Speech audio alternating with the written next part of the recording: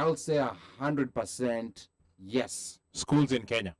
Not only in Kenya. Not only in Kenya. And this is what I'm going to say. Okay. So over here, I'm going to say there's an attempt to create, like different programs for different students, like there's an attempt to make, and it's different in different school districts. It's a mix and mash.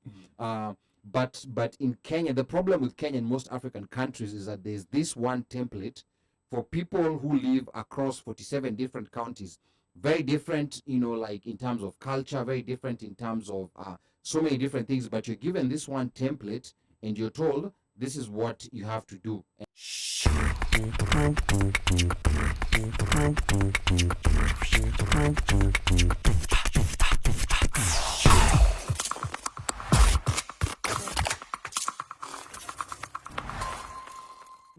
Education to me has always been important. I mean, it's a cornerstone. Like, that's where you get to, almost, it's one of those things that makes you transcend. Ergo, doctor. Oh, sorry. You transcend. Like, NASA did, I think, like a research early in this, either 60s or 70s, and they kind of figured out like 98% of kids born, when they're born, before they actually get to school, they're genius level, like genius level. And then when they get to school, that creativity keeps going down and down and down and down and down. Then you wonder why, like, where do we lose that? How do we ended up, what kind of ended up being the end result of the research was that we are all put in a box and we are all almost supposed to be something. And the video that I shared with OneMic was the dude was arguing that education actually came out because in the 1600s, 1700s, when the British, England was more of a naval power, they wanted people to be able to be, they wanted charts that looked the same, so they encouraged people to go, they're all standardized. So they encouraged people to go and write the same, same handwriting, same everything, so that everything can look the same. School uniform. Yeah. And that's how schools came up. So the schools just picked up from there, And then now we are all, on that TED Talk, the dude talks of this kid who was, she was just all jumpy in class, jumpy everywhere. And mtukutu. Exactly. Yeah. So the teacher goes to the mom and is like, hey, this kid is just like, she's energetic. She needs to chill out. Yeah. What can we do? So the teacher is like, hey, I think let's try and see if we can put her in a dance class because she dances a lot. Like she's also always twirling, Let's put her in a dance class and see what happens.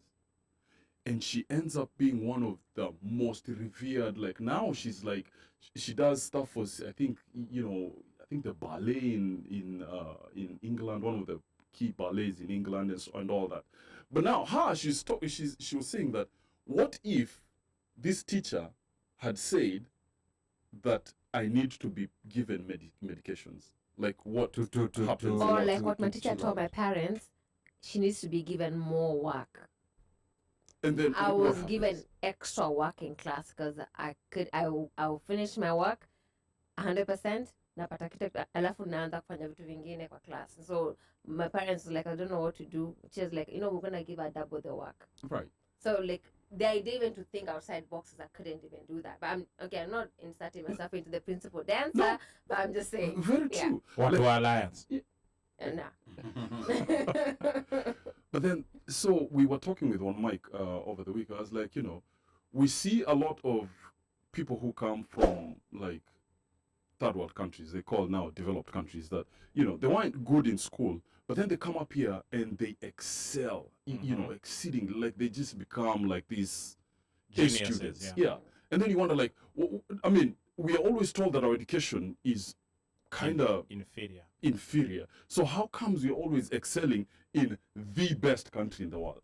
Like we're excelling, like really, really doing well.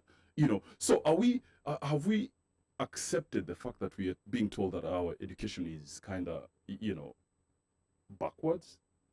But then when we come to the biggest stage, we excel, So that's where the whole issue came up. Like, Yeah. our schools are our schools killing creativity. But one thing, one caveat I'd like to put on us coming and excelling at the biggest stage, is we also have to realize, the people. I think like a good metric or to use to determine how well people from third world perform here is a country where people from across the board come. Because when you look at African countries, they only pick the best. You have for you to get like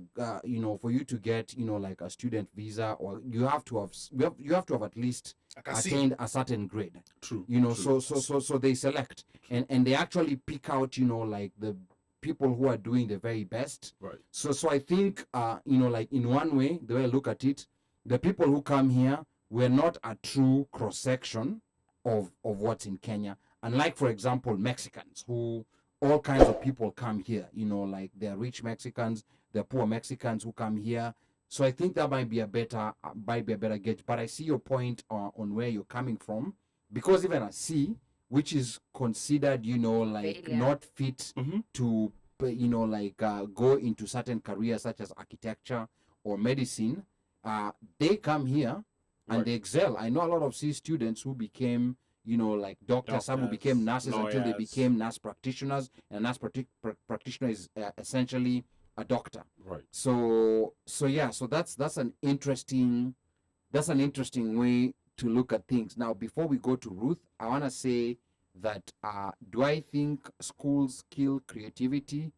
I will say 100% yes. Schools in Kenya. Everywhere. Not only in everywhere. Kenya, not only in Kenya, and this is what I'm gonna say. Okay. So over here, I'm gonna say there's an attempt to create, like different programs for different students.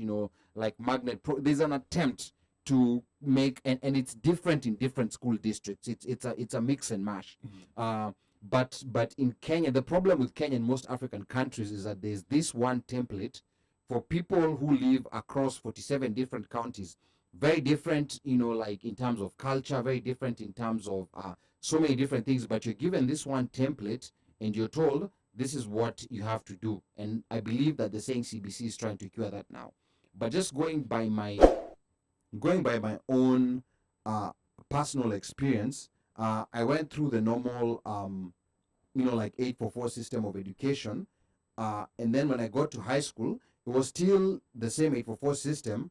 But in high school, I was fortunate to go to, let me not say the school, but I was fortunate to go to a school that had, it was We going to don't trigger some know. people here. Just say it. No, but I was fortunate to go to a school which had other programs beyond, beyond just studying for the exam. Like they had different sports you could play. They had different clubs. There was this club called People, Places, and Plants. And me when I was in Form 1, I was wondering, what in the world is People, Places, and Plants? So there was all these unique things. People were playing chess, like there was exposure to computers. Right. But then we were still tied to the fact that you're still going to be judged by how you perform in your exam. Right. So there was still a tendency to just want to stick to this one path.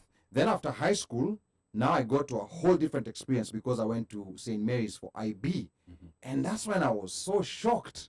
Open book test. What in the world is this? I mean, nimesoma. Right. Like why you? Whether you've even crammed Yeah, that you know. logbook table. Yeah, I know. Introduction. Yeah, at the open book test, I'm like, what is this? Yeah, and This then nonsense. you're told to come with a calculator to the test. Not only the original Casio calculator, ni ile kubwa, Scientific, graphic right. calculator, Scientific. which can do even quadratic equations for you. TIT. And I'm like, I've memorized these formulas, like you're even told to come with those formulas. So to me, that was very confusing at first. We had these classes like a theory of knowledge, where you're just learning about knowledge. So at first, like the first time I was totally confused, but over time I started understanding things. And that was the first time in my life when someone actually picked me up, like when the different activities, a teacher came and picked me up and told me that I want you to take part in Model United Nations. You know, like for the whole time I was in, nobody had ever picked me up and told me,